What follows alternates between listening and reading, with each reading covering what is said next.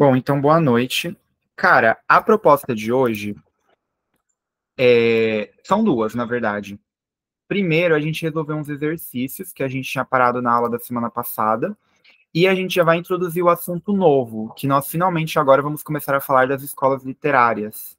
Né? Tipo, eu enchi tanto o saco de vocês, então a gente vai começar finalmente a matéria, né? Digamos assim, para falar desse bom português. Então, tipo assim, Então, assim, são duas aulas agora. A proposta que eu tô pensando da gente começar agora, que é a que eu tinha sugerido na semana passada e não deu certo, é a gente continuar resolvendo exercícios de música que a gente tinha parado. Eu acho que é importante também que vocês resolvam esses exercícios. Não sei se vocês já estão tendo a autonomia de resolver sozinhos, mas caso não, que aqui o espaço de aula também seja importante, porque eu sempre vou enfatizar isso. Gente, pelo amor de Deus, treinem exercícios, não fiquem só, tipo, no conteúdo, no conteúdo, no conteúdo, porque o exercício é, tipo, a prática, entendeu?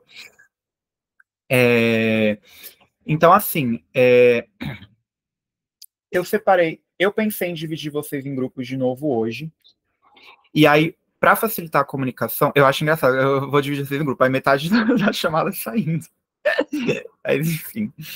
É, então, tipo assim, são exercícios de música também, dos Enems mais recentes, e aí vão ser os mesmos quatro grupos de sempre, que quem já estava nas outras aulas só vai ser realocado no grupo que estava, e quem não estava, tipo, vai ser inserido no grupo aleatoriamente.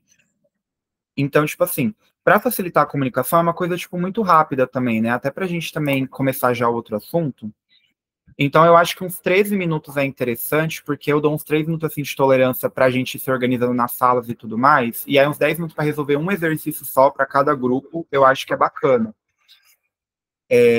E aí, tipo, como eu pensei para também ficar um pouco mais rápido, porque eu sei que quando eu divido vocês, eu tenho que ficar entrando em sala um por um e, tipo, mandando o exercício no chat. Eu acredito que todo mundo aqui esteja no grupo do Estudantes 2024 Colmeia. Eu vou mandar lá no grupo para também agir, para facilitar um pouco mais rápido, a questão para vocês lá, e eu vou sinalizar. Então, tipo assim, o grupo Mar Morto, essa questão aqui. Aí vocês já podem ir lá, mas é claro que eu vou passar de sala em sala mandando exercício para vocês no chat por via das dúvidas. É claro que, tipo, eu vou mandar antes para facilitar um pouco mais.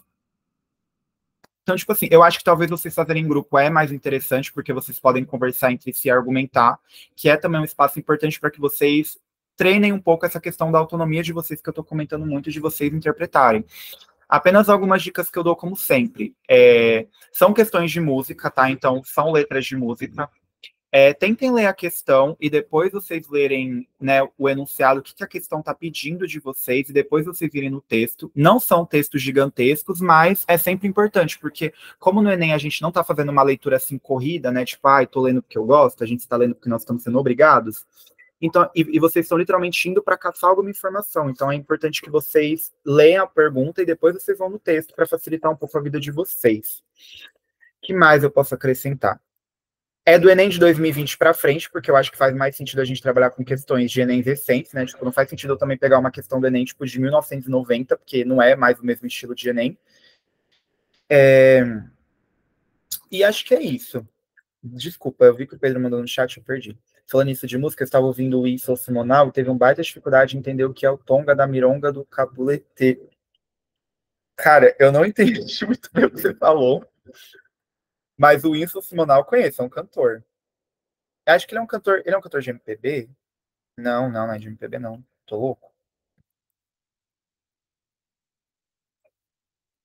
É que eu não entendi muito bem o que tu disse, mas tava indo isso semanal e tive uma baita dificuldade para entender o que é tom. Ah, eu acho que talvez é uma coisa que ele fale na música, né? Tá, eu confesso que eu também tô descobrindo esse,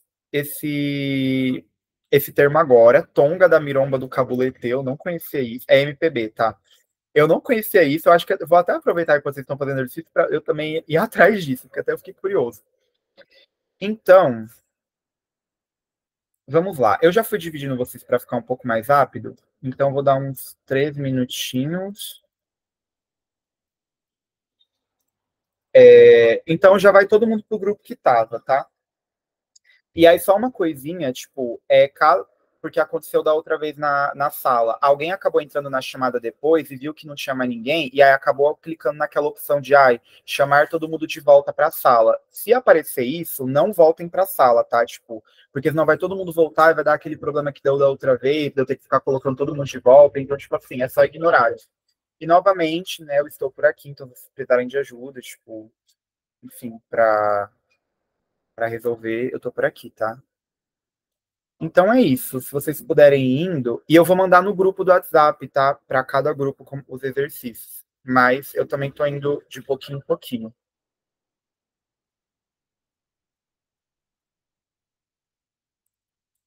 Então bora indo, que eu também já tô colando quando todo mundo entrar.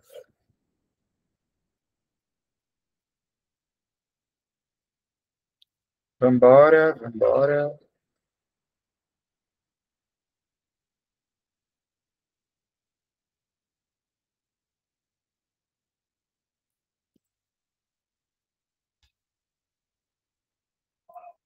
Bora lá, gente.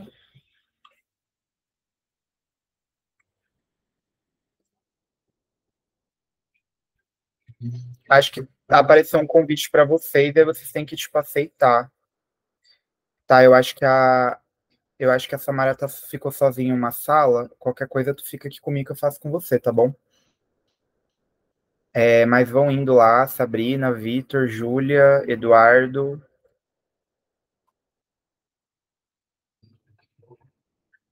Esse aqui seria um grupo? É que eu não participei das outras aulas. Isso, é, você deve ter recebido um convite aí para você entrar numa sala. Pode ir que a Letícia tá lá com. Não, a Letícia tá lá. E aí você faz lá com ela. E aí, Tá tipo, bom, beleza.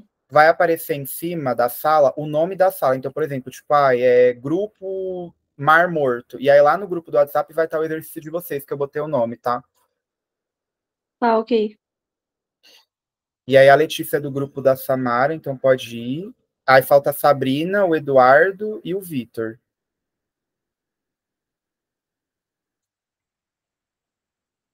Eu tô mandando de novo, caso alguém tenha perdido o convite. Mandei pro Vitor, mandei pra Letícia. É, você é do grupo do grupo Tijolo na Parede. É só ir pra lá. Gente, vá um pouquinho rápido, só pra gente não perder tempo, que eu preciso ir pros outros grupos também, tá? Tô mandando pro Eduardo de novo. E aí falta só o Vitor.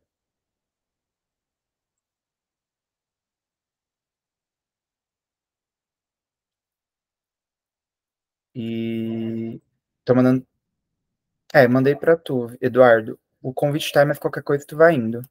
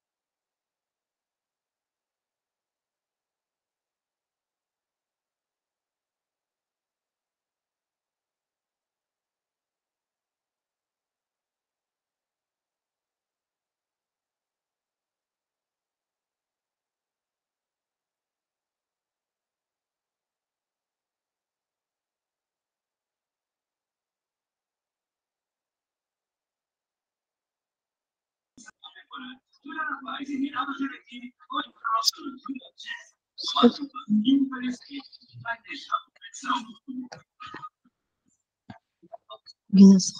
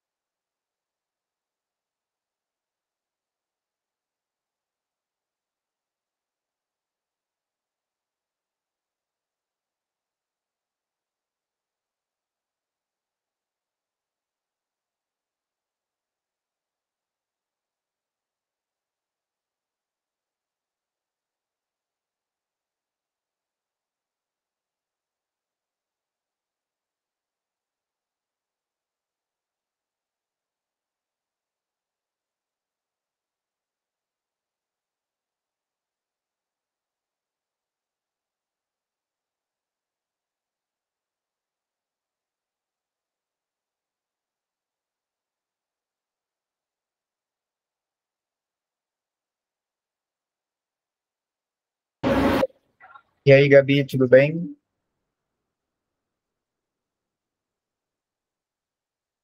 Hoje a aula vai ser só eu e você. Não veio ninguém. Só tá nós dois aqui. TV, viu? Não, só tá você aqui. Olha só. Brincadeira. Eu dividi a galera em salas. Eu só não vou te colocar numa sala porque falta só um minuto para acabar o tempo, mas a gente está resolvendo exercício, tá? Então, e aí depois a gente vai resolver o exercício e aí depois tem matéria, que vão ser 2 aulas agora. Não sei se você estava já das outras vezes. Eu acho que estava, assim, eu lembro que a gente. Você chegou aí para algum grupo? Tá, tranquilo. Não, tranquilo, fica tranquila. Falta 10 segundos para eles voltarem. Mas a gente vai resolver uns exercícios agora do Enem, então se você quiser também participar, fica à vontade. E que mais? Vai ter matéria depois, conteúdo. Então, voltando.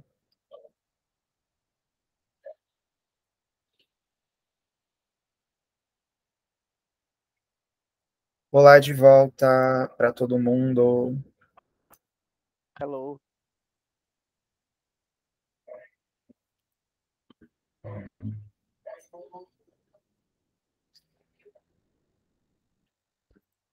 Será que voltou todo mundo? Enquanto isso, eu vou ir apresentando para adiantar. Ai, gente, cada vez mais eu não sei como é que vai ficar a situação do meu computador, viu, este ano, mas tá em situação de barril, viu?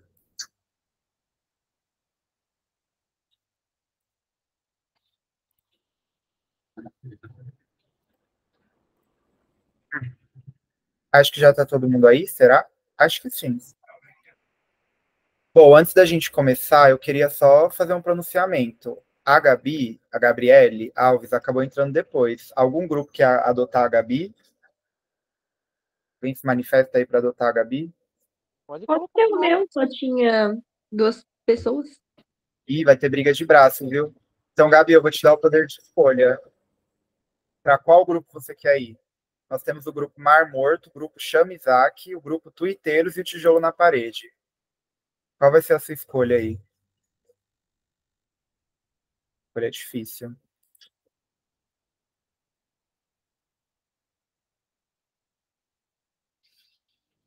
Tijolo, beleza. Então tá, gente, vamos começar. Então eu vou ler a pergunta, e aí eu vou ler, vou contextualizar o exercício, aí eu vou para os grupos, tá? Então essa questão aqui é do Enem de 2020. A pergunta: ao situar a composição no panorama cultural brasileiro, o texto 2 destaca. Então aqui a gente tem aquele típica questão do Enem que são dois textos e a gente tem que comparar, só que ó, a questão já está falando que o texto 2 está destacando.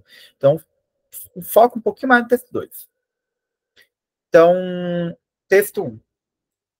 É pau, é pedra, é o fim do caminho. É um resto de toco, é um pouco sozinho. É um caco de vidro, é a vida, é o sol. É a noite, é a morte, é o laço, é o anzol. É peroba do campo, é o nó da madeira. Caingá, candeia, é uma tita pereira. Inclusive, ler a legenda dos exercícios também é muito bom, porque a gente lê e já vai deduzir que é a música Águas de Março, lá do Tom Jobim, que ele canta com a Elis Regina. E aqui no texto 2, o título é O Samba Mais Bonito do Mundo, 3 canções de Tom Jobim. Então, olha o que o texto 2 está dizendo. A inspiração súbita e certeira do compositor serve ainda de exemplo do lema antigo: nada vem do nada, para ninguém, nem mesmo para Tom Jobim. 2 fontes são razoavelmente conhecidas. A primeira é o poema O Caçador de Esmeraldas, do mestre parnasiano Olavo Bilac. Abre aspas. Foi em março, ao findar da chuva, quase à entrada do outono, quando a primavera em sede requeimada bebera longamente as águas da estação. E a outra inspiração é um ponto de macumba, gravado com sucesso por J. B. Carvalho do Conjunto Tupi. É pau, é pedra, é seixo miúdo, roda baiana por cima de tudo. Combinar Olavo Bilac e macumba já seria bom, mas o que se vê em Águas de Março vai muito além. Tudo se transforma numa outra coisa e numa outra música, que recompõe o mundo para nós. Então, o que a questão está pedindo, né? Qual que é o destaque do texto 2? O diálogo que a letra da canção estabelece com diferentes tradições da cultura nacional. B. Singularidade com que o compositor converte referências eruditas em populares. C. Caráter inovador com que o compositor concebe o processo de criação artística. D. Relativização que a letra da canção promove na concepção tradicional de originalidade. Ou E, o resgate que a letra da canção promove de obras pouco conhecidas pelo público do país. Agora estarei dando a palavra ao grupo Mar Morto. Vai lá, Pedro. Por que eu? Por que eu? Ai, desculpa, é porque a Samara falou que você quer falar, então não sei. Quem do grupo vai se pronunciar? Vai. É que no caso a gente ficou muito na dúvida entre a A e a B. Porque a C fala que caráter inovador. Ele não tá tendo um caráter inovador, porque ele tá pegando de obras que já existem. Relativização da letra da canção promove concepção tradicional e originalidade. Não, porque são obras que já são músicas que já existem.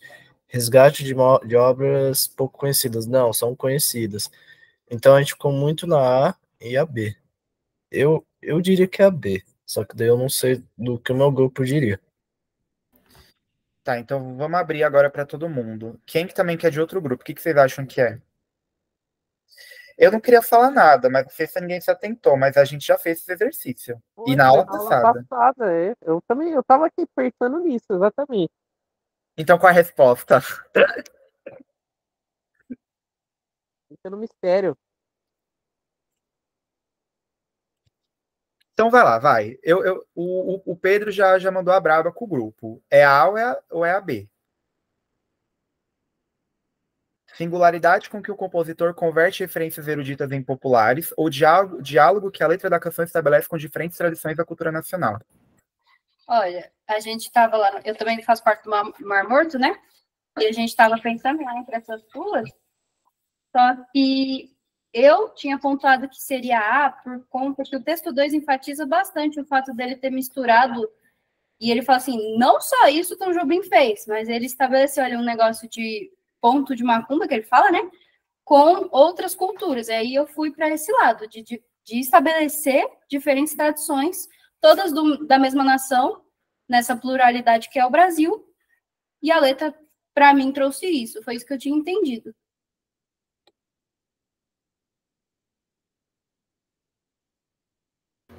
É isso, gente. A gente já tinha feito essa questão, mas tudo bem vocês não lembrarem, tá, gente? Eu acho que eu não lembro nem o que eu comi hoje.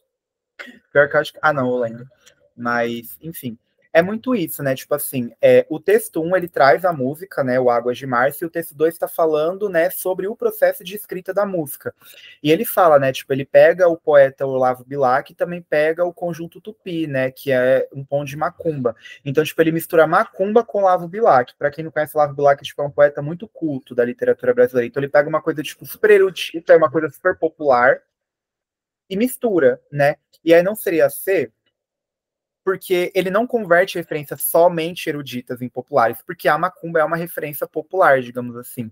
Então ele pega referências eruditas e populares e transforma em populares. Ficou claro para todo mundo? Ficou. E na última aula nem tava, porque eu não consegui participar da última aula na sexta-feira. E aí agora eu fiquei feliz que eu acertei. Eu nem lembrava, né? Que eu não sabia que tinha tido já essa questão. Mas foi bom. Deu nome e sobrenome agora, hein? Tá, então antes de fechar para passar para a próxima, escolher a música.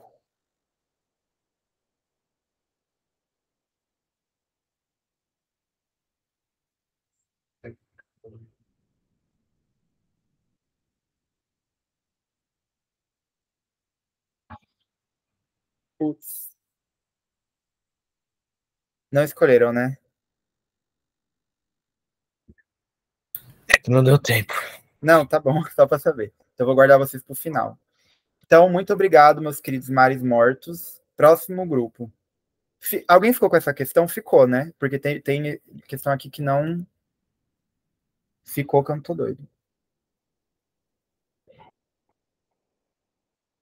Ah, tá, boa. Foi os tuiteiros, verdade, verdade. Então, vamos ler a questão. O fragmento faz parte da canção brasileira contemporânea e celebra a cultura popular nordestina. Ponto. O que a gente já sabe? Que fragmento faz parte da canção brasileira e celebra a cultura popular nordestina. Nele, o artista exalta as diferentes manifestações culturais pela. Então, música do Lenine. Sou o coração do folclore nordestino. Eu sou Mateus e Bastião do Boi Bumbá.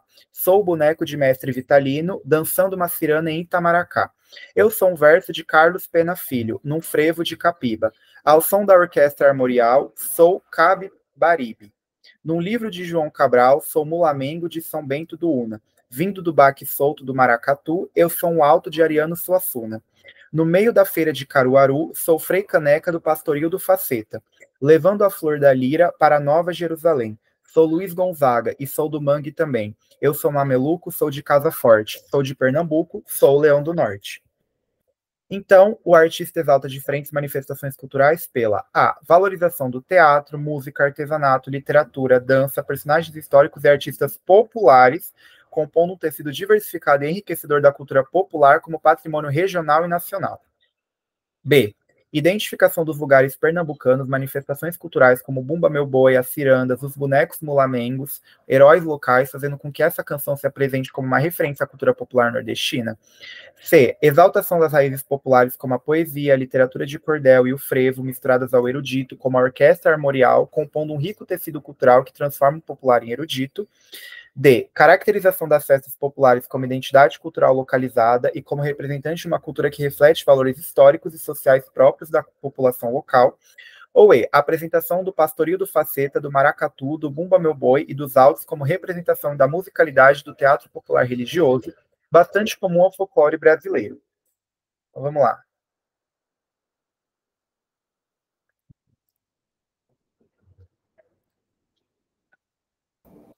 Oi, professor. Para ser bem sincero, a gente não chegou numa resposta, num consenso. Tanto eu quanto a Gabi, a gente ficou na dúvida com a A, a gente ficou com uma pulga atrás da orelha com relação à A. Aí, pessoalmente, né? Primeira vez que eu li, fiquei bem confuso, porque tudo pareceu mais ou menos parecido. E, assim, eu e ela, a gente ficou em dúvida na A, mas eu fiquei em dúvida com a A ou com a C.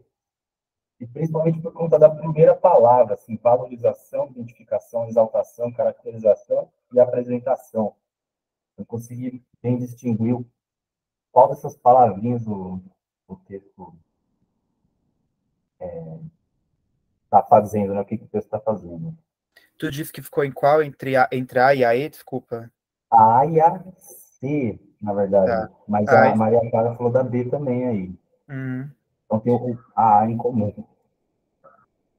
Mais alguém acha alguma coisa?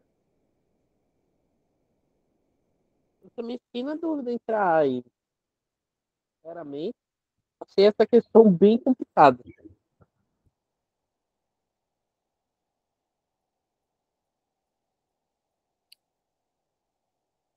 Gente. Quem mais?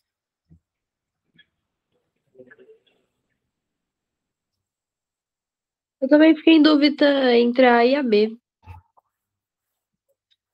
Bom, gente, então vamos lá. Eu quero que fique gravado mesmo isso que eu vou falar, porque eu desejo tudo de ruim para a pessoa que fez essa questão. Eu desejo realmente, assim, muitas coisas ruins, que essa pessoa nunca durma bem à noite. Não sei. Sei lá, que ela sofra um acidente, mas eu não desejo coisas boas para essa pessoa, porque essa questão é realmente muito difícil. Ela é uma questão, tipo, realmente, assim, que tu tem que ler de um jeito. Eu não sei, eu acho que nem os testamentos que a gente for ler quando a gente morrer, a gente tem que ler com tanta atenção, igual a gente tem que ler essa droga dessa questão. Porque, tipo, ela é realmente muito difícil. Porque, tipo, as alternativas, elas têm muita informação.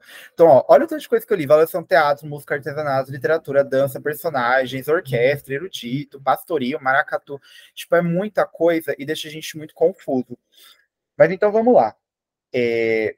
De novo, o fragmento faz parte, né? Então, é uma canção que faz parte da canção brasileira contemporânea e ela está comemorando, celebrando, admirando a cultura popular nordestina. Ponto. Nordestina.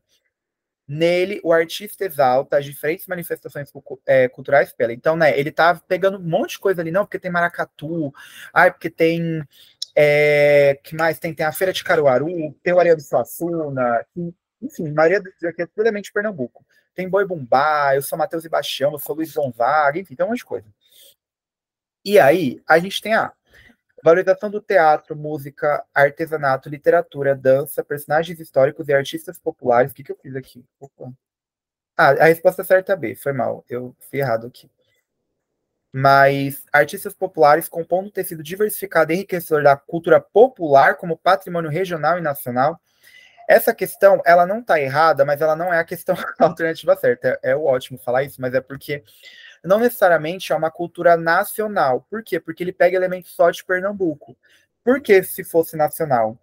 Porque tipo, seria nacional se ele estivesse falando de mais coisa fora do eixo Pernambuco-Nordeste. Se ele tipo, pegasse alguma coisa ali do Norte, do Sudeste, do Centro-Oeste, do Sul. Então, tipo assim, é uma questão que realmente tem que ler com calma, porque tipo, ela bagunça a cabeça, igual a Gabi tá falando no chat. Então, tipo assim, cultura popular nordestina e elementos de Pernambuco, patrimônio cultural popular, regional e nacional, então não seria nacional.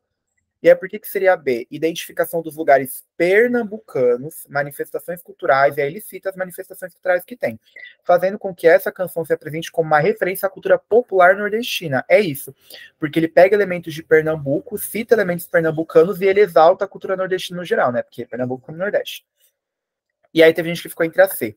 Exaltação das raízes populares como a poesia, a literatura de cordel, frevo, misturadas ao erudito, como orquestra armorial, compondo um rico tecido cultural que transforma o popular em erudito. Gente, transforma o popular em erudito? Se fosse o contrário, até faria sentido, mas, tipo assim, ele pega um monte de coisa que é, assim, de popular, de camadas populares, que é, tipo, Bumba Meu Boi, Maracatu, Luiz Gonzaga, ele pega isso e transforma em uma coisa de elite para classes mais altas da sociedade? Não. Então, tipo assim, eu entendo vocês terem colocado essa, mas tentem ler a questão toda. Ainda mais quando a questão é gigante, assim, o Enem tem muito isso. Quando ele coloca alternativas muito grandes, é geralmente, tipo assim, a primeira frase certa, aí tu vê a vírgula depois, tipo, tem alguma coisa errada. Então, por isso que seria a B. Faz sentido para vocês? Tá todo mundo bem quanto a isso? Ou alguém ainda ficou confuso?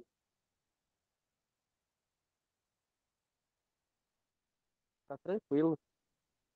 Mas isso fez eu lembrar de algo que aconteceu no Enem passado. Hum. Não sei se você viu, mas tinha uma questão envolvendo uma música do Caetano Veloso. Ah! E nem ele sabia responder. Bom, então eu acho que quem vai dizer isso daí para você é outro grupo, viu? É... Escolher a música, inclusive?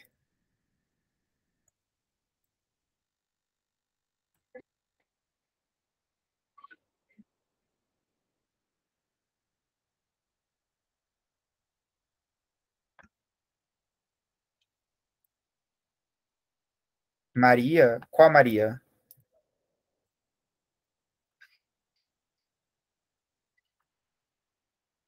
O nome da música é Maria, tá. Não, eu acho que ele tá falando com a menina. É que a gente não deu tempo da gente confirmar, mas eu mandei o link aí. É do Wilson Simonal. Pedro da Maria vai ser. Tá, peguei.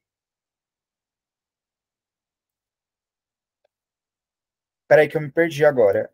Pedro e Maria são do Tuiteiros, né?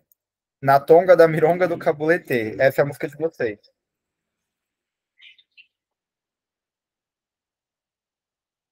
É? É isso, né? É, só confirmando, eu fiquei confuso agora. Tá, o Tuiteiros ficou com essa música, então beleza. Então, próximo grupo. Alguém ficou com essa? Ficou, né? Que eu não tô louco. Ficou o Chamizak. Agora é o Chamizak, desculpa, é que eu fui emendando aqui os pés pelas mãos. Então tá, questão.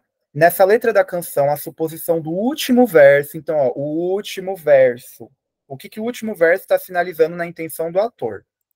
Aqui é uma música do trio Forrozão chamada Seu Delegado. Eu sou viúvo e tenho um filho homem. Arrumei uma viúva e fui me casar.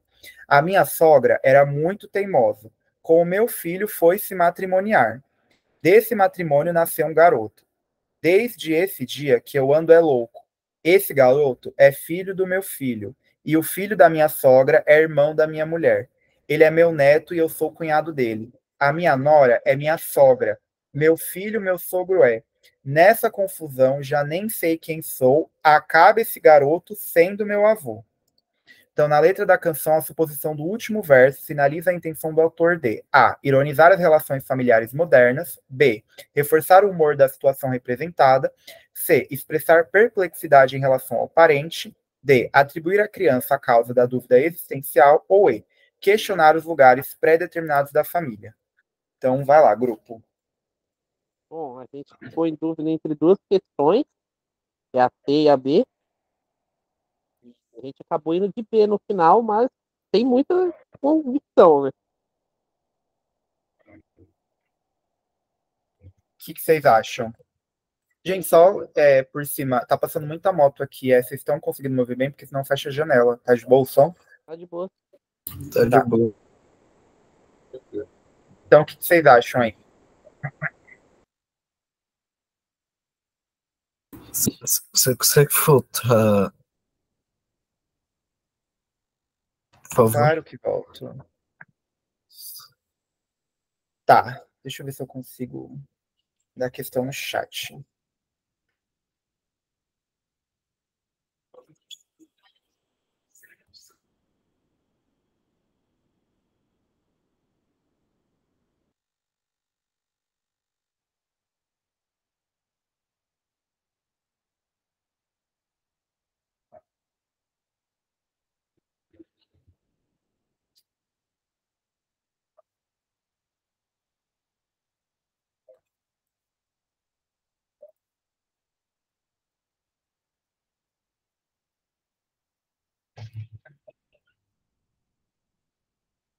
Caramba, que coisa, né?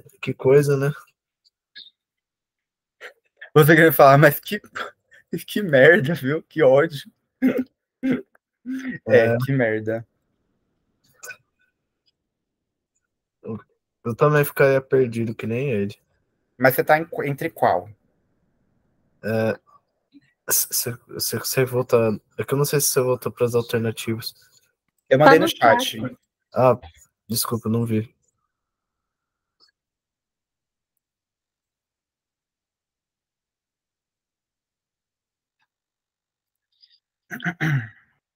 Vocês querem que eu vá ou quer mais um tempinho? Em relação ao parente.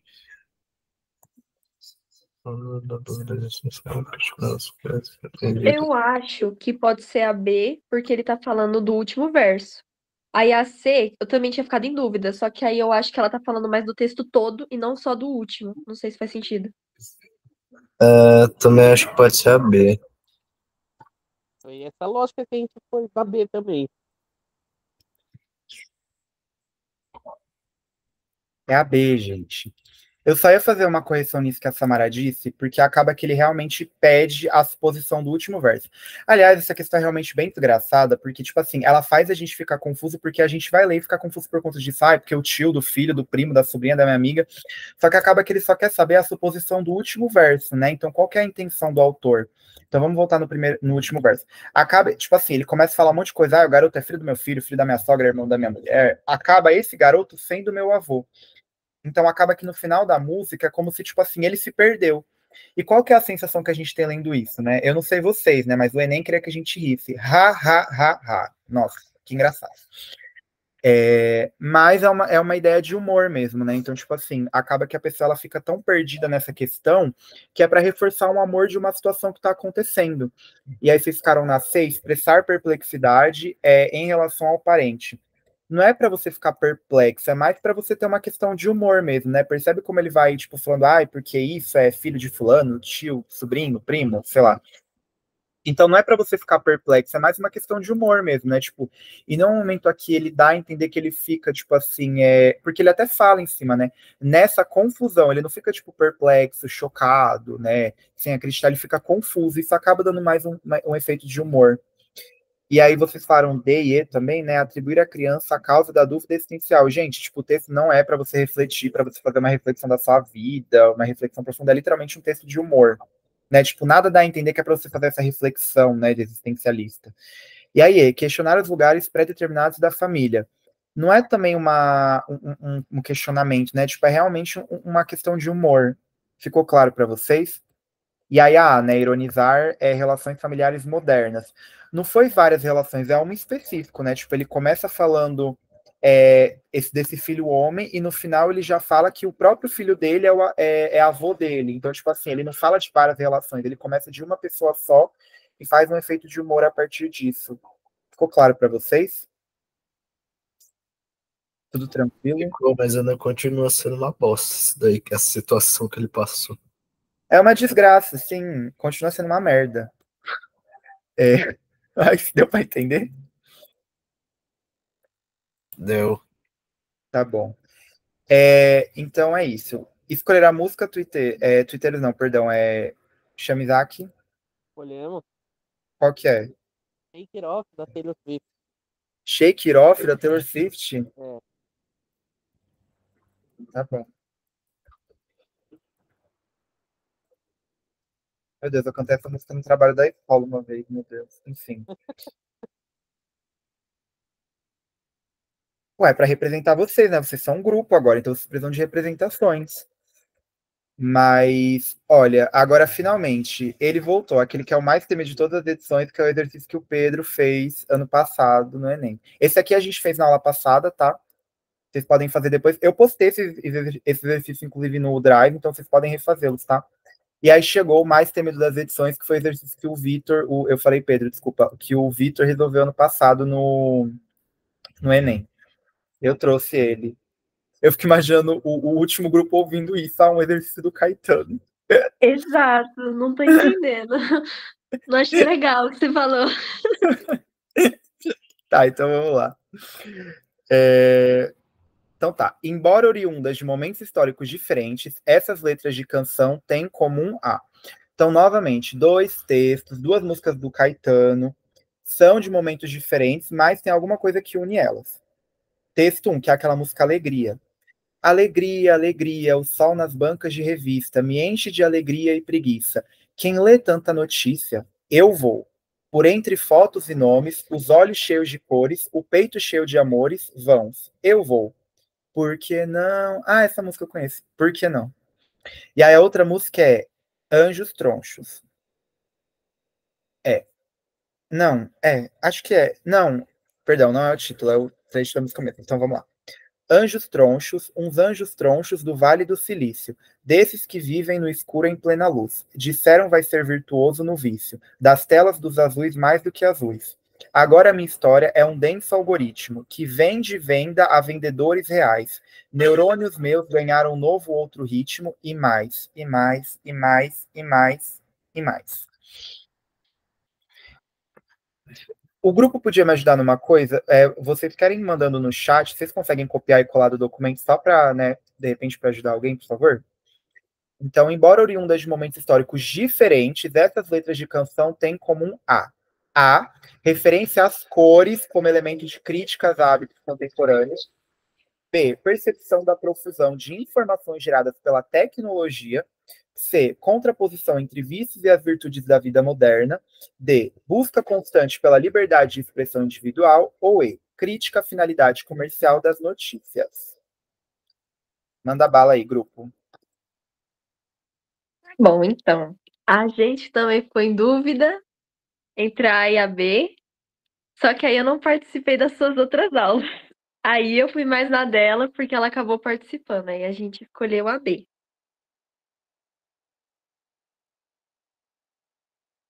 Mas eu não gostei, tá? Gente, posso pedir uma licença assim de um minuto? Eu preciso muito beber água. Enquanto isso, vocês vão pensando, tá? Eu vou só pegar um copinho de água e já volto aqui rapidão. E aí vocês podem fazer o exercício que eu vi que a Samara mandou no chat. Um minutinho.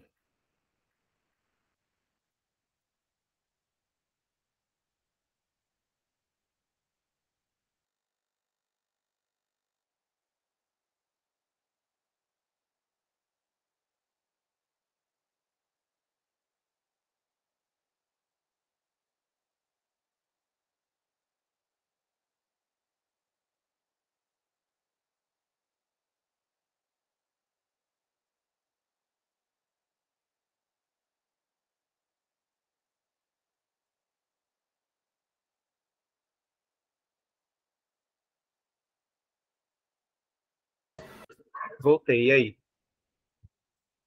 Nossa, falar que nem eu lembro a resposta dessa pergunta, juro pra vocês. Pneu Caetano Pior que eu lembra? acho. Pode falar. Pneu Caetano lembra, tá tranquilo, mano. Desculpa, não te ouvi, Vitor. Pneu Caetano lembra a resposta, tá tranquilo não saber também. O Caetano, chega de me pôr no Enem, pelo amor de Deus, eu não aguento mais, só cai Caetano Veloso no Enem. O que tu acha, Samara? Ah, vocês falaram que ficaram entre A e a B, né? É, a gente ficou entre A e a B. Eu tinha pensado na A. Aí ela falou a B, mas eu achei melhor ir na dela. Tá, então vocês foram na B, a Gabi tá indo na A, quem mais? Quem dá mais? Mas eu Ah, é realmente do preciso... nosso grupo, inclusive, a Gabi. Ah, tá, desculpa. Desculpa, é que eu coloquei ela depois, né? Eu realmente preciso falar, tipo, acho que quem quiser estudar música pro Enem, escuta a discografia toda do Caetano, porque todo ano tem que cair uma música de Caetano Veloso, pelo amor de Deus. Mas, bom, então vamos lá. A resposta certa é a B, mas deixa eu ver o texto da Letícia. Então, os dois textos falam sobre informações no mundo pelas bancas de revista. Ó, ótimo. Por quê?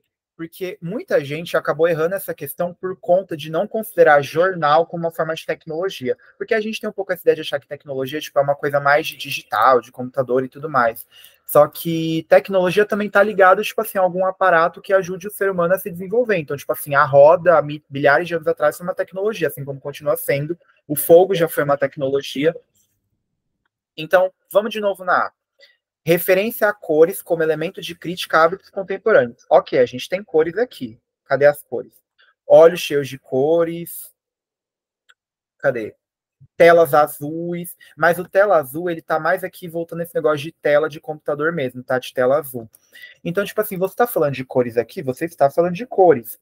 Mas você não usa as cores como tom de crítica. Qual que é a crítica aqui? Agora a minha história é um denso algoritmo que vende. Meus neurônios ganharam um novo ritmo. Então percebe que a crítica aqui não é as cores. E aqui no texto a gente vê, né?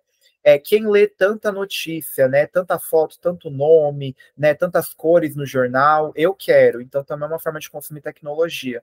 Vocês conseguem entender como não faz sentido essa questão das cores? Por isso que também tentem se ater sempre. Gente, juro, se no enunciado nem estiver pedindo pra vocês se jogarem do prédio, vocês não se joguem, tá? Mas se estiver pedindo, sei lá, pra vocês fazerem o que tá lá no enunciado, vocês façam. Porque, tipo assim, o Enem tem muito isso de, tipo assim, Nossa, espero que eu falei isso tá gravado, né? Eu vou ter que editar essa parte, desculpa, gente, mas eu falei pra vocês não se jogarem, tá? Por favor. Mas, tipo assim, O que eu ia falar? Perdi o fio da meada. Realmente o que está sendo anunciado, vocês têm que seguir. Igual naquela questão que a gente fez agora há pouco, que, tipo assim, teve alguém que se distraiu por conta, né, da questão toda. O último verso. Então, tá falando do último verso, gente, pelo amor de Deus, mete o olho nesse último verso e não tira. Sabe? Claro que assim, né, você lê o texto todo, bonitinho, papapá, mas assim, mete o olho nesse último verso, sabe? O que que esses momentos históricos diferentes, então, tipo, já dava para perceber que um ia falar de jornal, o outro ia falar de telas. O que que as letras dessas canções têm em comum? Ficou mais claro para vocês? Tranquilo? Passou o medo, Vitor, do exercício? Na verdade, é a primeira vez que eu vejo ele, então não tinha medo ainda não. Ah, tá. Que eu achei que você tinha falado que fez. Alguém fez esse exercício no Enem do ano passado? Alguém fez o Enem do ano passado, inclusive? Acho que foi a Maria que falou que fez? Isso. E aí, como é que foi? Gabi fez também. E aí, o que vocês acharam? Fez. Pois é, gente. Mas vocês acertaram na época? Chegaram a acertar?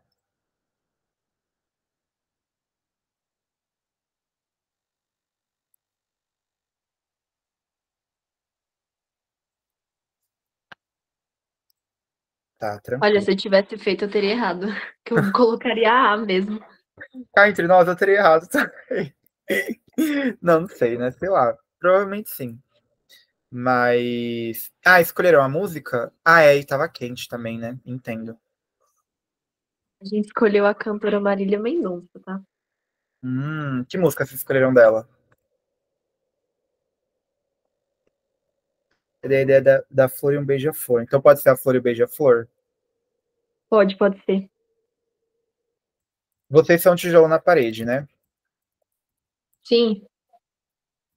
Eu acho engraçado que quem criou o nome nem tá mais aqui para se manifestar do porquê esse nome, né? Mas tudo bem, fica aí a curiosidade. Então, achei um nome exótico. Foi a Thaís que criou, mas ela não veio hoje. Gente, depois vocês perguntam aí pra galera. É uns nomes muito assim, muito criativos. O Chama Isaac é ótimo. Mas, enfim. Bom, O então. número 1 não veio hoje também, ó. Oi? O fã número 1 não veio hoje. Número 1? O Hudson, foi ele que não, a gente tem que Foi chamar o de Hudson, verdade. Isaac. Grande Hudson. Olha, eu acho que já que o grupo Mar Morto não escolheu, eles vão ter que ser jubilados e a gente vai ter que escolher por eles. Então, no fim da aula, a gente chega num consenso aqui. Mas então, agora que a gente encerrou essa questão de música, de exercício, eu acho que a gente pode começar o. Não quero falar o conteúdo, porque não que o que a gente vê até agora não é conteúdo, mas eu acho que a gente pode começar a entrar nas escolas literárias. Que não vai dar tempo de terminar tudo hoje, creio eu. Mas. Enfim, a gente pode começar. E aí a gente vai entrar de fato agora nas escolas literárias. Eu quero falar uma coisa. Eu postei já o resumo escrito da aula no WhatsApp, no Drive. Que resumo escrito é esse? Eu tinha comentado com vocês que eu geralmente faço essa questão de, tipo assim, os slides, eles acabam sendo mais visuais, né? Imagem, eu acho meio paia colocar texto no slide. E aí eu faço um resumo à parte para caso alguém queira, tipo, acessar depois como material de estudo. Professor, quero anotar. Tipo, só você ir lá no material de estudo, que literalmente que eu estou falando aqui agora, pronunciando em palavras, tá lá escrito.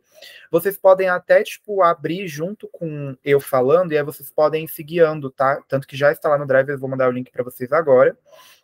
Vocês podem ir lendo junto comigo, tá?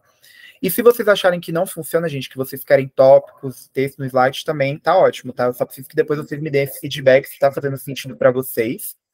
E aí, se não, a gente pode colocar tópico também no slide sem nenhum problema. Mas vamos testar para ver se faz sentido para vocês, tá? Então depois, por favorzinho, vocês me deem um feedback, tá? Então, quem já ouviu falar de barroco aqui?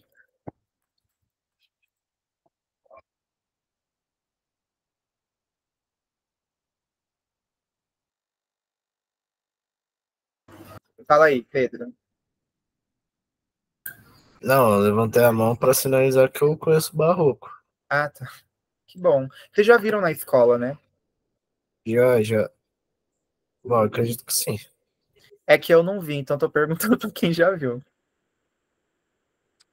Olha, eu já vi, mas eu esqueci. Eu não sei se teve aqui no Brasil ele. Eu sei que teve uma coisa assim doida, porque chegaram os portugueses aqui, aí eles queriam botar literatura, aí foi, né, um negócio doido assim. É que eu não sei explicar e não lembro direito pra falar. Não, tranquilo. É bom saber esse vídeo. Inclusive, gente, uma curiosidade. Para quem viu, vocês viram em que ano do ensino médio? Porque eu juro que eu não lembro de ter visto isso. O barroco.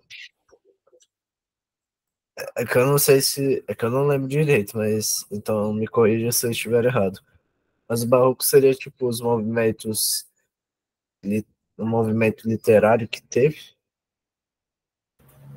Sim, é literalmente isso. Inclusive, eu já ia até introduzir para vocês agora, né? Quando a gente fala de escola literária, o que a gente está falando, né? Acaba que muita coisa que a gente vê na literatura não foi só na literatura, né? Então, tipo, por exemplo, o Barroco, ele teve, tipo assim, em tudo, praticamente. Eu acho que só não tinha no cinema e na fotografia, porque na época não tinha. Embora hoje a gente possa dizer que exista, tipo, filmes, né, com uma tendência, um estilo mais barroco. E vocês vão ficar surpresos depois quando eu dar algumas indicações para vocês.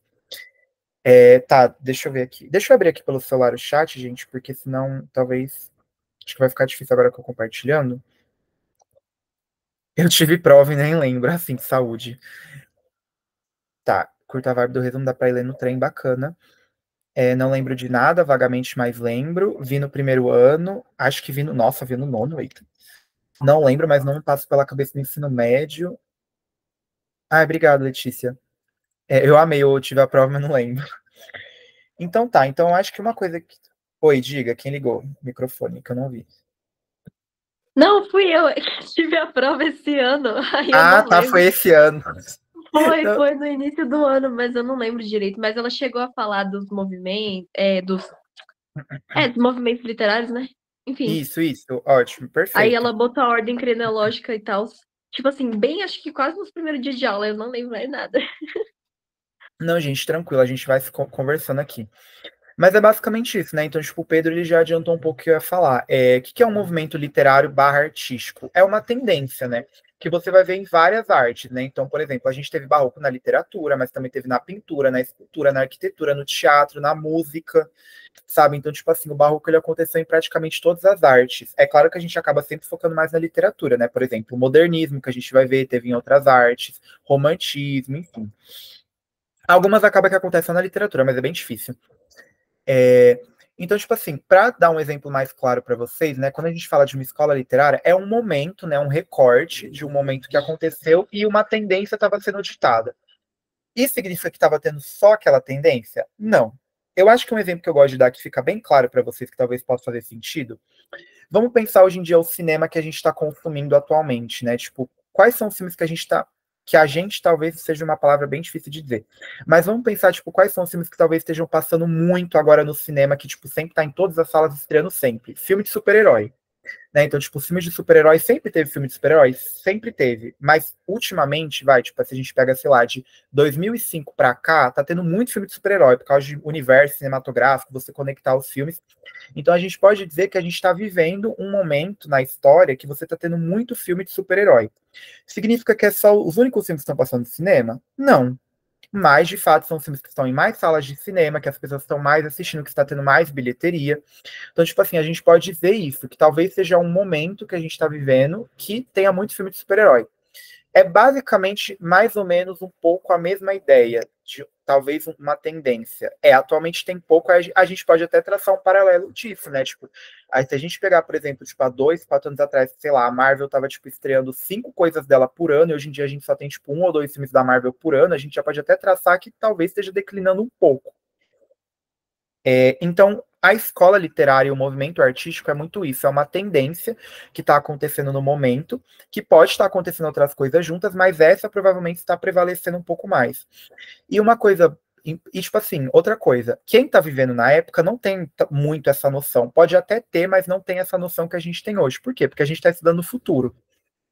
Sim, a Marvel está horrível ultimamente, gente. Olha, eu acho que nem só a Marvel, mas enfim, se a gente pode deixar para uma fofoca de intervalo. Mas claro que assim, você tem um pouco essa noção de que, eu estou vivendo nesse momento, mas que, né, depois, como os historiadores eles vão redescobrindo o passado e tudo mais, tem um pouco mais essa noção. Até aqui, tudo bem? Sim. Então, ótimo. Eu acho que talvez um empurrãozinho que o Matheus já me deu em História do Brasil, porque ele falou para mim que vocês estão mais ou menos ali no ciclo do ouro, é que vocês já pegaram um pouco essa questão da colonização. Porque eu acho que não tem como a gente começar a falar de barroco sem a gente falar do Brasil, que alguém acabou de comentar, inclusive, essa questão da colonização e tudo mais. Por quê? Geralmente essas tendências, elas surgem na Europa, né? O barroco ele não surgiu no Brasil, o barroco ele surgiu na Europa, na Itália, mas eu vou tentar o menos possível aqui falar sobre a Europa, porque a gente não está na Europa. Basicamente isso. É importante a gente saber, tipo, que começa na Europa e vem para cá? Mas, quando chega aqui no Brasil, ganha um outro corpo, né? Porque a gente vai ver que as coisas mudam muito. Eu vou até exemplificar para vocês uma coisa, depois vai ficar muito claro, mas a gente vai entender que vai se tornando muito mutável, né?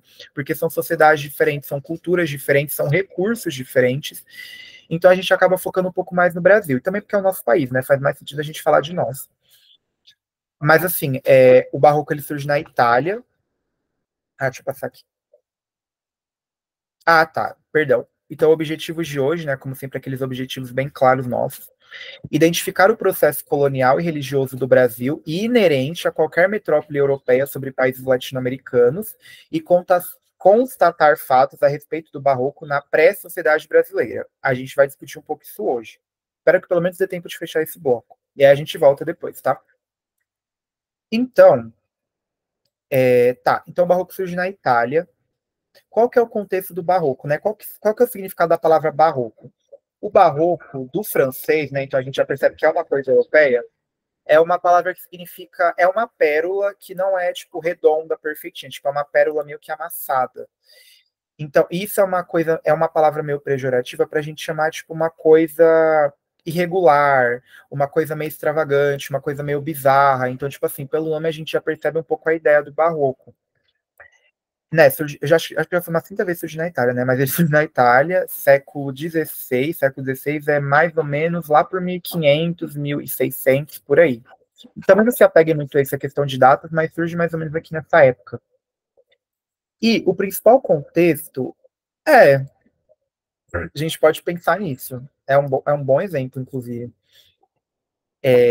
Qual que é o contexto do barroco? Religião. Basicamente isso. O barroco é uma arte completamente religiosa. Por quê? Porque vamos pensar que nessa época, qual que era a religião que estava mais prevalecendo, assim, no mundo não, né? Porque no Ocidente, na Europa, né? O cristianismo. A arte sacra é barroco? Eu acho que a arte sacra. É que eu até esqueci agora. Eu acho que a arte sacra não.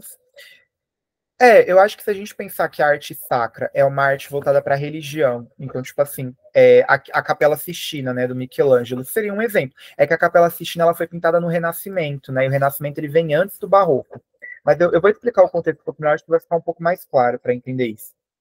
Mas então, tipo assim, o catolicismo ele estava muito forte na Europa, né, tipo, catolicismo acho que de fato é a religião ainda uma das mais influentes assim do mundo, né? Só que também estava surgindo uma outra vertente do cristianismo, que também é muito forte hoje, que é o protestantismo, né? Tipo, Martim Lutero, João Calvino, enfim, toda essa questão, né, de deles você fazer um diferente tipo de cristianismo. Só que, assim, isso não foi muito bem aceito, né? A Igreja Católica, ela não queria um novo poder de religião, digamos assim. Então você começa a ter uma série de perseguições a essas pessoas protestantes, né? Você vai ter a Inquisição, né? Tipo, mas isso também não era só para pessoas protestantes, tá? Tipo, a Inquisição literalmente matava todo mundo que pensava diferente, né? Tanto que surge aquela época de você acusar mulheres de serem bruxas, você perseguia muitos judeus, né? Porque cristãos não se dão muito bem com judeus, né? No sentido assim, ideológico. Por mais irônico que possa parecer, sim. Então, tipo assim, os católicos faziam muita perseguição a judeus. E pessoas, assim, realmente que pensavam diferente do cristianismo, né? E pessoas que já eram consideradas diferentes da época. Só que você surge também a Contra-Reforma, né? E que nome é esse? Contra-Reforma é meio que medidas que a Igreja Católica pensa o seguinte, cara, a gente está perdendo muito fiel. O que a gente vai fazer para recuperar os católicos de volta? Então, surge a Contra-Reforma. E quando a gente pensa num movimento, a gente pode pensar o seguinte: os católicos podiam sair muito bem por aí obrigando as pessoas a serem católicas, que foi meio que aconteceu, né? Mas a gente tem que entender, eu acho uma frase muito interessante para a gente começar a pensar até aqui no Brasil, que é falar que, tipo assim, a América Latina, né, o Brasil, a América Latina no geral, né, a América no geral, não foi conquistada somente com violência, né, e com dominação, ela foi conquistada também com imagens. E o que eu quero dizer quando eu digo essa frase? É que a imagem, ela tem um pouco esse poder, sabe? A arte, ela tem esse poder de você, eu não digo mudar o pensamento do ser humano, mas quando ela é usada com princípios não ruins, mas, tipo assim, com princípios de dominação, ela tem esse poder de mudar a nossa visão. Então, tipo assim, você fazer uma arte, então você pintar diversos quadros religiosos, você escrever várias coisas, você construir várias igrejas em vários lugares, isso é uma espécie de dominação, vocês concordam comigo?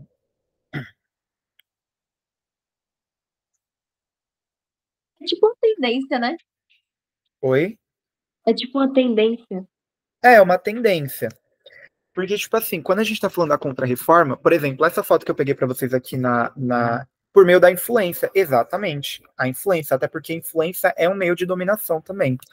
Então, essa foto que eu peguei aqui na esquerda para mostrar para vocês é o Concílio de Trento, que eu acho que ele aconteceu na Itália, mas isso também não é importante vocês saberem, que foi uma reunião que teve, que os papas ali, a galera da Igreja Católica falou e chegou, gente, seguinte, estamos perdendo fiéis, o que a gente vai fazer? Então, assim, pensando um pouco na América, nessa época você já tinha descoberto alguns países não, né? Algumas regiões, assim, da América, né? Tipo, alguns lugares, assim, o próprio Brasil já tinha sido descoberto, invadido. E eles pensaram o seguinte, nós temos diversas pessoinhas ali, né? Que tipo, se a gente catequizar essas pessoas, né? Que é um pouco que essa segunda imagem traz.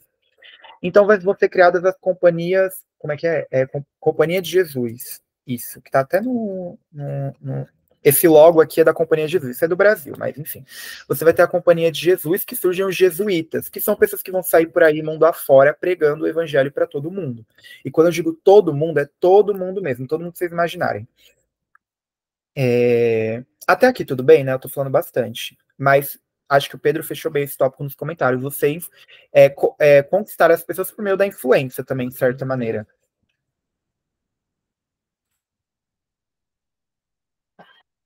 Fala aí, Pedro, enquanto eu abro um negócio. Então, no caso do Barroco no Brasil, ele surgiu primeiro com base na influência do cristianismo? Desculpa, cortou um pouco o que você falou. Fala de novo. Então, pelo que eu entendi, o Barroco surgiu no Brasil com base na influência do cristianismo aqui? Sim, ele surge na Europa primeiro, e aí ele vai vindo aqui pro Brasil, a gente vai ver melhor como ele chega aqui, mas é basicamente isso que tu tá falando. Ah, Então, tá. mudando aqui a tela, esse site aqui ele é bem bacana, ele chama Geacron. Ele é um site que a gente tá vendo aqui o mapa mundi, bonitinho, né, como ele é hoje. Só que se a gente, por exemplo, jogar, tipo, sei lá, 150 é ótimo. 1900, vai, tipo, ele vai mostrar, tipo, o mundo de outro jeito como ele era. E eu acho isso fundamental pra gente visualizar agora, tipo, então vamos jogar aqui como era o mundo em 1600. Olha como era o mundo em 1600, gente. A gente tinha aqui a Europa, né, tipo, que nem tava certo do jeito que é hoje, mas a gente tinha a Europa aqui. Opa.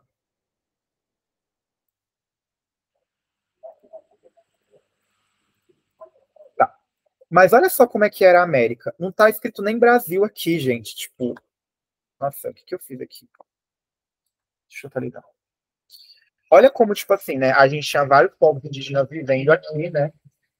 Só que, ó, tinha aquele negócio do Tratado de Tordesilhas, né? Então, tipo assim, essa parte aqui em amarela era da Espanha, e aqui, essa parte em amarela, isso aqui era o que a gente conhece como Brasil. Literalmente só essa porção de terra aqui amarela.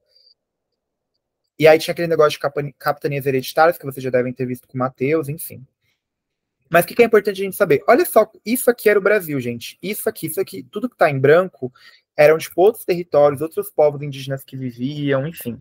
O Barroco em si tinha uma relação com o cristianismo. Ele não só tinha como ele era completamente cristão, que fique claro isso, o Barroco é uma arte cristã, religiosa, tá? Seja lá onde o Barroco estivesse, exatamente. Só que a gente vai ver que ele vai mudar um pouquinho, mas a essência do Barroco em si é uma arte religiosa. Então tá. Por quê? Porque o Brasil estava se formando ainda, né? A ideia de Brasil que a gente tinha. E como a Michelle já bem pronunciou no intervalo, na fofoca do intervalo, veio muita gente ruim pro Brasil, né? Tipo, veio muita gente de fato que veio descobrir, explorar o país e tudo mais, mas também foi um lugar onde você jogou muitos criminosos, muitos exilados. E, claro, também veio muitos jesuítas para cá, né? Por quê? Porque você estava descobrindo pessoas novas e tudo mais, você tinha essa missão, entre aspas, de você catequizar elas.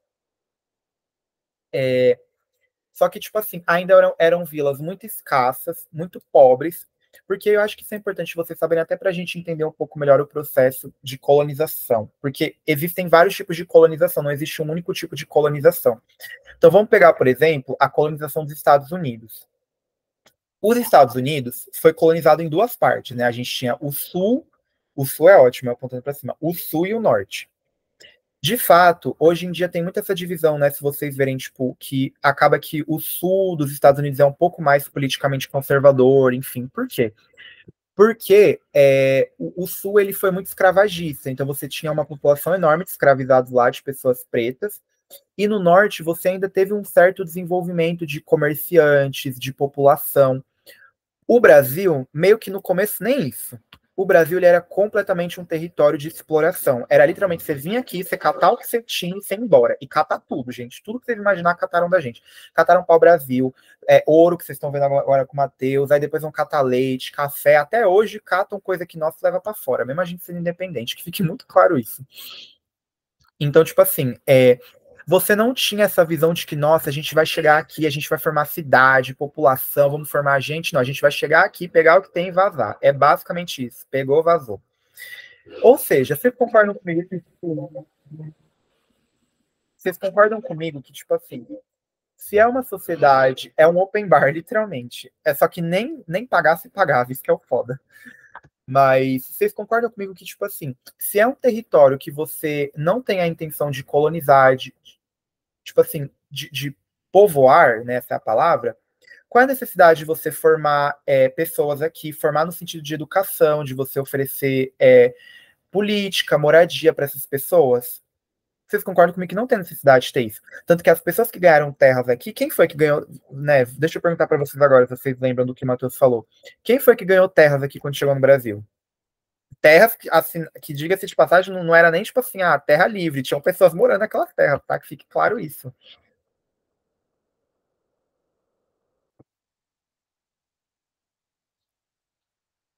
Vocês lembram das capitanias hereditárias? Sim. Exatamente. E quem eram esses capitães?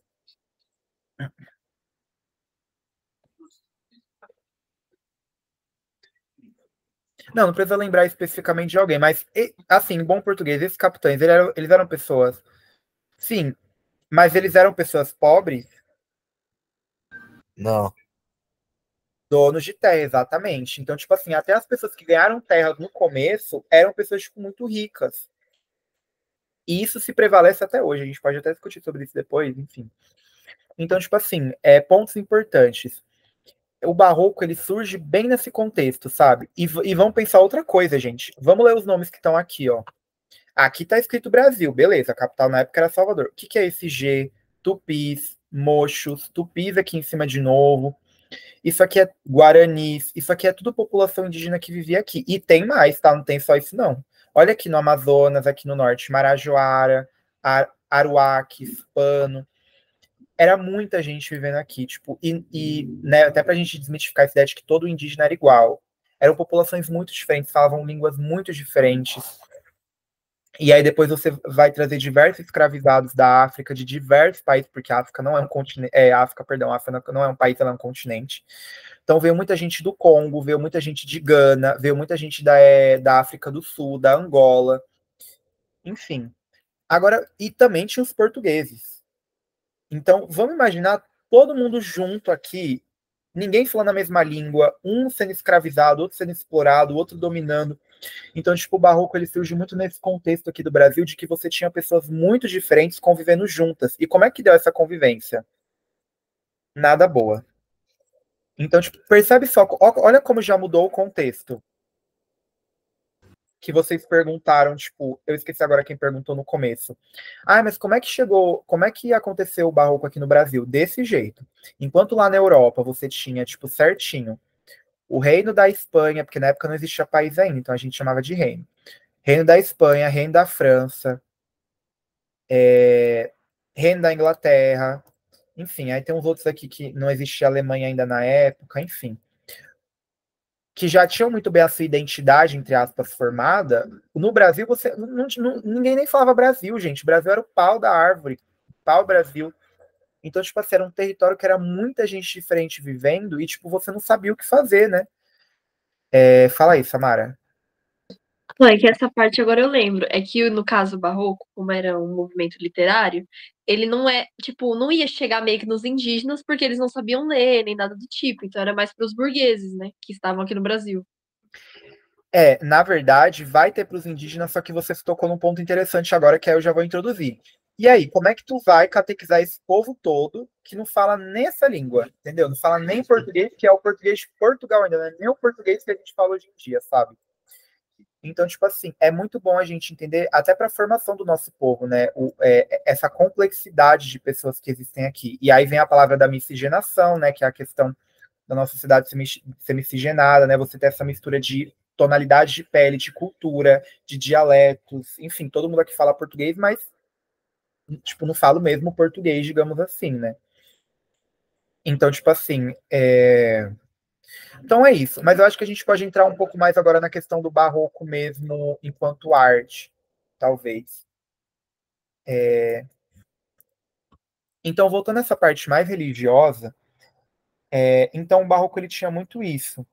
Então, tipo assim, era uma escola muito religiosa, só que agora a gente tem que pensar um pouco mais filosoficamente. o ser humano, né, tipo, ele estava passando por um processo de transição. Então, tipo assim, a gente tinha acabado de sair da Idade Média, então a Idade Média era bem aquela época da Inquisição mesmo, que o povo queimava, que você tinha que ser cristão na Europa, e se você não fosse, nossa, fogo para você.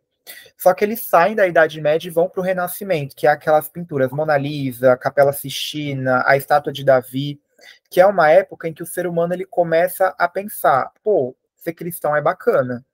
Mas o ser humano também tem coisa importante, porque a Idade Média, né, a Igreja Católica que mandava na Idade Média, pregava muito essa ideia de que, tipo assim, o seu sofrimento é, tipo assim, a sua vida de agora é só sofrimento. Você vai conseguir felicidade só no céu. Aqui você não vai ter felicidade de jeito nenhum, entendeu? Só que aí chega no Renascimento, as pessoas começam a pensar também, não, a felicidade.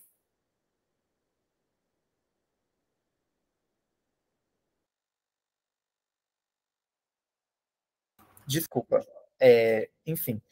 Então, tipo assim, eles começam a pensar também, o céu é legal, mas você viver a sua vida agora também é importante, né? Que você viva a sua vida aqui. Então, percebe como é que o ser humano ele fica meio dividido? De um lado, você tem pessoas falando que você só vai ter essa felicidade quando você morrer. De outros, você vai ter pessoas dizendo que é importante você viver a sua vida agora também. E aí isso vai causar uma angústia e um certo sentimento de dualidade. Então você vai ficar dividido entre céu e terra, entre carne e espírito, digamos assim, sabe? Então o barroco ele tem muito isso dessa dualidade do homem, com risco de ir pro inferno, exatamente, né? Tem esse risco, que não é nem todo mundo que vai ter a felicidade no céu. Então, tipo assim, eu acho que o primeiro ponto pra gente entender o barroco, essa dualidade, é uma coisa muito dual, tipo, eu sou isso, eu sou aquilo. Né? Então a gente já falou que é muito religiosa, muito dual. Se a gente pensar, por exemplo, na arquitetura, acho que eu não trouxe pintura aqui, posso voltar aqui no primeiro para ver se eu identifico alguma. Mas se a gente pensar, por exemplo, a maioria das arquiteturas no barroco vai ser igreja. As pinturas elas têm muita sombra, tem muito contraste, porque tem que causar essa dualidade de que de um lado é luz, outro lado é sombra, trevas e luz, céu e inferno. Então, tipo assim, eu posso trazer algumas pinturas barrocas na próxima aula, mas a gente vai ver que tem muito isso dessa dualidade, desse contraste de cores. Isso geralmente mais na arte mesmo, na pintura. Na literatura, a gente vai ter muito essas palavras de dualidade que a gente já viu no Camões, né? Antítese, ideias contrárias, né? A literatura do Barroco tem muita figura de linguagem. Então, até aqui tudo bem? Tá tranquilo para todo mundo? Fala aí, Pedro. Professor, eu não entendi uma questão desse período. Mas uma das características do barroco é essa dualidade. Mas essa dualidade, ela existiu no barroco por conta do barroco. O barroco se apropriou dessa dualidade que existia naquele momento. Fiquei um pouco em dúvida nessa questão. Eu acho que é um pouco dos dois. Eu acho que se a gente pensar que o ser humano ele estava passando por um período de transição muito forte naquela época de você ser um pouco mais racional e você voltar a ser um pouco mais religioso, já dá um pouco essa, né, razão ou emoção, digamos assim, ou razão e religião. Mas eu acho que ele também se apropria, eu acho que ele se apropria do que já estava, mas ele também usa nos textos religiosos que a gente vai ver, tipo, esse sentimento de confusão, sabe? Fez sentido isso que eu falei? Entendeu? Beleza. Então, eu acho que é meio que isso. Mas é muito importante para ficar muito mais claro que é uma arte completamente religiosa. Tanto que tirando o Gregório de Matos que a gente vai ver, quem eram os artistas da época na literatura? Padres. Sim, padres. Como, por exemplo, o padre Antônio Vieira. Ele era um padre português, que, né, ele nasceu em Portugal, mas ele morou o tempo todo dele aqui no Brasil, e tinha, né, esse compromisso de catequizar os indígenas junto com outras pessoas. Ele fazia parte da Companhia de Jesus, aqui no Brasil. Ali na região da Bahia, né, geralmente a gente vai ver agora no começo que a maioria dos autores ficavam nessa região do Nordeste, por quê? Porque o Brasil começou meio que ali, né, a capital do Brasil no começo era Salvador. E ele vai escrever um sermão chamado. Ele escreveu vários sermões. E isso é uma coisa que existe até hoje, né? Não sei se alguém aqui é de religião cristã ou ainda frequenta a igreja, ou não frequenta mais, mas tem esse conhecimento, enfim. que chega aquele momento do culto em que a gente tem a pregação, a gente tem o sermão, né, para quem for mais católico, a pregação para quem for protestante, que é o momento ali principal do culto, né, da liturgia. Que, tipo, é geralmente alguém que vai chegar, vai ler um versículo da Bíblia, vai tecer toda uma argumentação através dali e vai querer trazer uma mensagem no final. E isso volta muito nas aulas que a gente teve no começo de comentário, análise, do Antônio Cândido, enfim. Que é você pegar um versículo bíblico e você fazer toda uma construção de argumentação e de interpretação com base naquilo para você passar uma mensagem para alguém. É como se fosse Jesus na Bíblia contando uma parábola e através daquela parábola você dá um ensinamento. É basicamente isso. Tudo bem? Esses são os sermões. E aí eu vou dar um contextinho aqui do sermão da Epifania antes da gente começar a ler, que eu acho importante. Então, o sermão é basicamente isso que eu falei para vocês. E o que é o sermão? Esse sermão específico da Epifania, porque um dos mais conhecidos dele é o sermão da sexagésima, que vocês podem ler depois. São sermões bem grandes, mas bem interessantes. Mas eu quis trazer o da Epifania. Então, qual que é o contexto? Esse nome Epifania não está aqui à toa, porque tem um feriado, né, que dia 6 de janeiro, pelos católicos, é comemorado o Dia de Reis, mas também é comemorado o dia da Epifania de João Batista, durante o batismo de Jesus. Então ele falou esse discurso literalmente bem no dia de Reis, ou dia da Epifania. E qual que era o contexto? Ele não estava no Brasil quando ele falou esse sermão, ele estava em Portugal. Por quê? Basicamente, fazendo um resuminho para vocês, voltando na questão da exploração que a gente tinha dos povos indígenas, porque no começo você vai ter somente exploração de mão de obra indígena, só depois que começam a vir os escravizados de alguns lugares da África. Então, assim, os jesuítas e os portugueses, né, os colonizadores, fizeram um acordo. Então, assim, os colonizadores falaram o seguinte: vocês têm 6 meses para vocês catequizarem os indígenas, né, educarem eles. E depois desses 6 meses, os indígenas iam trabalhar nas lavouras, né? Iam ser escravizados, entre as palavras, né? Só que chegou uma hora que cada vez mais Portugal estava tirando mais recursos do Brasil, você precisava de mais pessoas. Então, eles acabaram quebrando esse pacto de deixar os indígenas 6 meses sendo catequizados. Então, o acordo foi se desfazendo.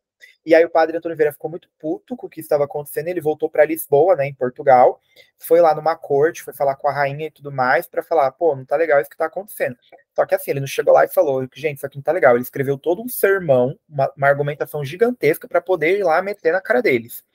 E eu amo que a gente tá falando isso e nos indígenas não é aqui para contar, para se defender. Então eu trouxe um trecho aqui para a gente ler, uns trechos, né? Alguém quer ler, inclusive? Eu posso ler? Pode. Aí, antes de eu pedir para você começar, então vou só dar um contexto. Então, basicamente, os trechos são trechos, né, do que ele está dizendo para a corte de Portugal. Olha, por que eu preciso que os indígenas tenham mais respeito? Colocando 30 aspas aqui que a gente pode conversar melhor sobre isso depois. E aí, pode ir lá, Pedro. Este é o fim para que Deus, entre todas as nações, escolheu a nossa com o ilustre nome de pura fé e amada pela piedade. Estas são as gentes estranhas e remotas, aonde nos prometeu que havíamos de levar o seu santíssimo nome. Nesta foi e será sempre a maior e melhor glória de valor de zelo da religião e da cristandade portuguesa. Naquele tempo andavam os portugueses sempre com as armas nas costas contra os inimigos da fé. Hoje tomam as armas contra pregadores da fé. E aí? O que vocês entenderam? Olha, pelo que eu entendi, foi. Ele tá. É o padre Antônio Vieira, certo? Que Isso. falou isso. Essa parte aqui que ele fala: hoje tomam as armas contra os pregadores da fé. Ele falava, tipo, que Portugal lutava contra aqueles que ameaçavam a fé, só que Portugal tá usando essas armas para lutarem contra aqueles que defendem a fé, né? Que no caso seriam os padres. Gente, pelo amor de Deus, a aula acaba às 10, eu achei que acabava às 10h15. É às 10 que acaba? Gente, pelo amor de Deus, o que vocês não me avisaram? Gente, perdão, desculpa. Eu posso ir até 10h15 a gente fecha? Desculpa mesmo. Eu achei que acabava 10h15, desculpa mesmo. De boa. Não, é que aqui tá 10h15. É porque eu acho que é por causa dos intervalos, né? Desculpa, eu tô vendo horário. 10h15 que acaba, né, gente? Acho que é 10h15, não tô louco, não. 10h15, gente, perdão, é que tem os intervalos de 5 minutos, desculpa. Tá, então voltando, que vocês colocaram também? Desculpa, acrescentando o que o Pedro disse. Eu entendi como um tipo de legitimação da violência, Pedro está dizendo. Escolheu a nossa nação, né? E aí vamos tentar entender um pouco melhor esse escolheu a nossa nação, né? Deus escolheu Portugal para quê, gente? O que ele está dizendo aí? É uma oportunidade de colonizar e catequizar os indígenas, né? Sim, né? Deus escolheu eles para levar a palavra para todo mundo. Então, isso vocês até podem ver um pouco melhor depois com a Cecília, mas tem um nome para isso na sociologia, inclusive, né, chamada fardo do homem branco, né, que é essa ideia de que o homem europeu, branco, né, tipo, ele tem que levar essas informações para as outras pessoas porque elas não sabem de nada, né, enfim. Mas, basicamente, eu acho que é muito o que vocês estão dizendo, né, então, tipo assim, nesse trecho ele começa falando, né, sobre os colonizadores, né, que eles se voltaram contra os próprios jesuítas, né? Então os portugueses andavam com as armas nas costas contra os inimigos da fé, né? Tipo, a gente pode pensar que são pessoas protestantes, judias, né, até indígenas, e hoje eles têm as armas contra os próprios pregadores, ou seja, os colonizadores estão virando as armas contra mim, que estou aqui pregando a palavra de Deus. Então, ele justamente apresenta isso na corte, sabe? E olha como ele argumenta, né? Olha aquela argumentação que a gente viu no Amor, que é Fogo que Arde Sem Se Ver, né? De você apresentar duas, né? Todo homem é mortal, o grego é homem, logo o grego é mortal, né? Naquele tempo, andavam os portugueses sempre com as armas às costas contra os inimigos da fé. Hoje tomam as armas contra os pregadores da fé. Então, você faz essa argumentação, sabe, bem precisa, para a pessoa que está vendo, gente, eu acho que o padre Antônio Vieira ele teria tirado 1000 na redação do Enem, porque ele fazia argumentações assim muito boas, porque justamente essa ideia da argumentação é a mesma ideia da argumentação que vocês vão ter no Enem, que vocês têm que convencer a pessoa que está lendo ou ouvindo o que você está dizendo a pegar essa ideia. Então a ideia da argumentação vem muito disso. Então, né, tem isso de Deus nos escolheu, né, para levar a nossa fé para pessoas estranhas e remotas, né, que longe, onde nos prometeu levar o seu santíssimo nome, né? E essa vai ser sempre a maior glória do cristianismo português. Então tem um pouco essa ideia mesmo de você salvar essas pessoas, né? Só esqueceram de avisar e perguntar para elas se elas queriam ser salvas. Então, eu acho que a gente pode parar por aqui. Acho que essa já é uma boa introdução também, porque eu quero encerrar às 10h15. Mas eu acho que o que a gente pode fechar agora um pouco? Vamos voltar lá nos objetivos. Eu acho que identificar o projeto colonial e religioso no Brasil, a gente conseguiu pegar, né? Então, o que a gente percebeu? Que você teve um projeto colonial no Brasil, que vocês estão vendo isso até em História do Brasil, mas religioso também, de uma missão de você catequizar as pessoas que estão aqui, né? E por que eu coloquei inerente a qualquer metrópole europeia sobre países latino-americanos? Porque não foi só o Brasil que foi colonizado, né? Espanha colonizou Bolívia, Portugal, é ótimo, Peru, Bolívia, Chile, né? Inglaterra colonizou a Inglaterra, então, tipo assim, toda colônia tem uma metrópole. A metrópole é o país europeu. Então, qual que era a metrópole do Brasil? Portugal. Então, vocês conseguiram entender que esse projeto de colonizar e de você catequizar, porque se a gente vê os outros países, tipo assim, os países latino-americanos, tipo Bolívia, Chile, até o México, eles são bem fortes ainda no catolicismo, porque a Espanha era um país católico. Mas se a gente pegar os Estados Unidos é um país extremamente protestante. Tem muito mais protestante nos Estados Unidos do que católicos. Por quê? Porque a Inglaterra era protestante. Então vocês conseguem entender como tem essa influência, esse projeto colonial mesmo e religioso? Cultural, né? Primeiro objetivo, todo mundo tranquilo? Todo mundo pegou? Alguém quer tirar uma dúvida?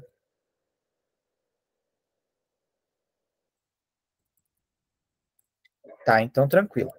E aí, constatar, né? O que é constatar? É a gente verificar, a gente perceber. Então, a gente perceber o barroco na pré-sociedade brasileira. Por quê pré-sociedade? Porque estava surgindo uma sociedade ainda, e a gente já está percebendo mais ou menos como o barroco está agindo aqui na sociedade. Tudo tranquilo também? Ok. Tá. Então, a ideia da semana que vem é a gente vai terminar de ler o Sermão da Epifania, e a gente vai entrar no Gregório de Matos, que a gente já tinha visto ele. O resumo já está lá no Drive, vocês podem ir lendo, tá? Fiquem tranquilos em relação a isso. E eu acho que para finalizar, eu acho que a gente tem que fazer uma coisa muito importante agora, que é a gente escolher a música do grupo do Mar Morto. Eu tenho uma sugestão aqui que eu acho uma sugestão bem barroca, inclusive, que vocês queriam saber, tipo, o que seria uma música barroca. Eu vou mostrar aqui para vocês, que eu acho que eu salvei aqui. Cadê? Acho que todo mundo conhece essa música aqui, tipo. É engraçado, né? Porque é uma música clássica, mas, tipo assim, é música da cultura pop. Tipo, todo mundo já deve ter ouvido. Então, deixa eu pôr aqui para vocês ouvirem.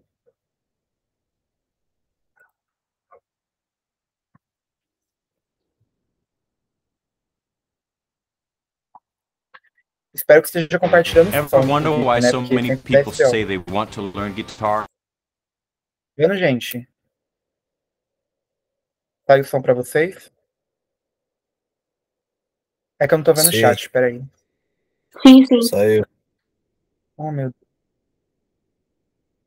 Tá, ótimo. Então eu vou colocar de novo.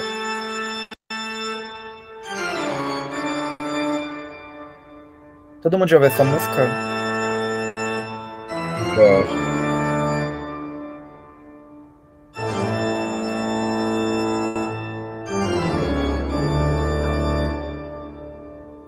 Você lembra David Jones do Holandês Voador?